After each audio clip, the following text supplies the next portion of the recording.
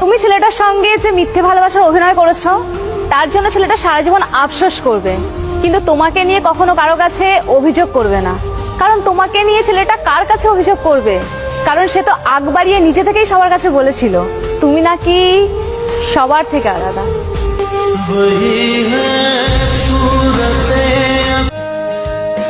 পড়িও না নারীর প্রেমে, করিও না ভুল। নারী হলো বিশ্বাসঘাতক, সর্বনাশের মূল।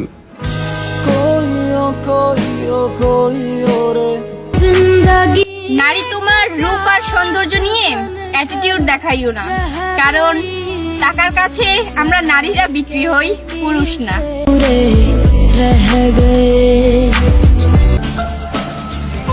সত্যি বলতে তুমি খোঁজ নিয়ে দেখো, আমি কারোর কাছে নত হওয়া মানুষ না, যতটা নত তোমার কাছে হয়েছিলাম।